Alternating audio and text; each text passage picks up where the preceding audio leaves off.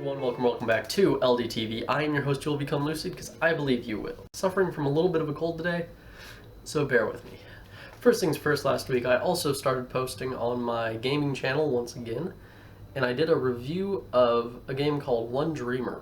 I got a few requests, not many, but a few, for some gaming-related lucid dreaming material. So if that piques your interest, head on over to that channel, link in the description box below, and check that video out. Today we're kicking off our series on meditation. Throughout this series I'll be telling you guys all about different kinds of meditation and how to use them. Most of you know me well enough by now to know that I won't make this series any more religious or convoluted than it absolutely has to be. With that in mind, our first meditation is Vipassana. Vipassana is an ancient Indian word meaning clear vision. Even so, hallucinations and Ben Stein are not a normal side effect of practice. Vipassana is all about focusing the mind on one thing and letting everything else fall away. Now keep in mind that I am not a Buddhist, so this is very surface level stuff that I'm giving you guys. This is just a jumping off point. This is by no means a replacement for one of the many courses held worldwide by people who know a lot more about this than I do. There are also a lot of online resources for you to explore after watching this video, if Vipassana is the way you want to go. Now let's get into the actual meditation. First, meditation, despite what some practitioners might say, is about comfort. You want to be comfortable. If you're going to be sitting in a position for half an hour, trust me, you're going to want to be comfortable. You can meditate sitting in a chair, on a cushion on the floor, in bed. It doesn't matter, as long as you're comfortable and awake. Once you're in a position, ask yourself if you can stay in that position for a half hour. If you can't, adjust accordingly. If you're sitting in a chair, try to keep your feet flat on the floor. No matter where you're sitting, try to keep your back straight. You're also going to want to keep your chin parallel to the floor. This just helps with breathing. Next, turn your attention to your breath. It's important that you maintain a gentle focus. You don't want any anticipation or expectations or excitement from this time. The goal is to get away from expectation and excitement. Now, it's usually recommended that you focus on your nose as you breathe.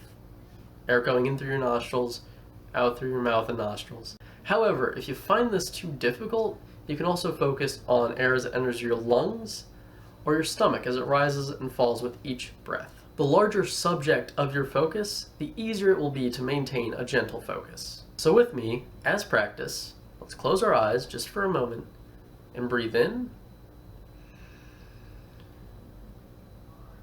and breathe out. Pause the video here if you like and practice a few more times just to get a good feel for what it's like to maintain a consistent, gentle focus.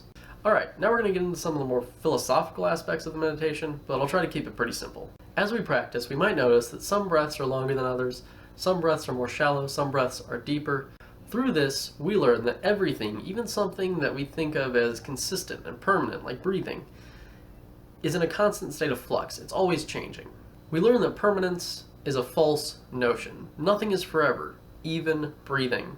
If you're an asthmatic, you know exactly what I'm talking about. Again, not a Buddhist, so take this with a little grain of salt.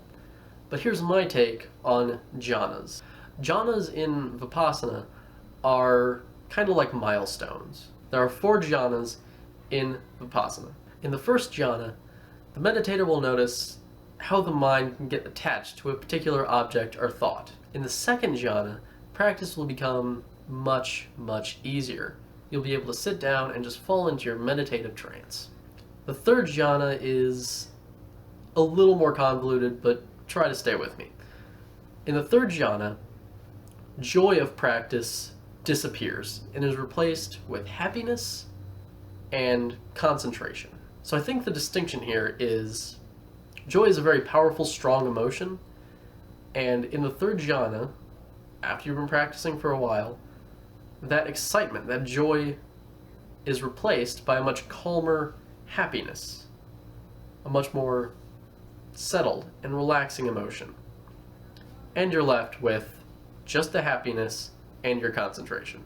In the fourth jhana, you are left with complete calmness and the knowledge that everything is in a constant state of change, death, and rebirth. Now, this meditation has a lot more to it. Some religious stuff, some philosophical stuff, some stuff I can't even pronounce. But I've given you the very, very basics, the jumping off point. If you'd like to learn more, plenty of online resources, plenty of courses being offered worldwide, generally for free. How can you say no to free? If you're a Vipassana guru, if you teach one of those courses and you stumbled across my video, please feel free to share down below in the comments section. Add anything you like, correct me if I was wrong about something. I love learning from my subscribers, and I love to see my subscribers learning from each other. That's what I've got for you guys today. Please be sure to like, comment, and subscribe. Check out my channel for more lucid dreaming videos, and share me all over the place if you haven't already. As always, thanks for watching, keep dreaming, and stay lucid.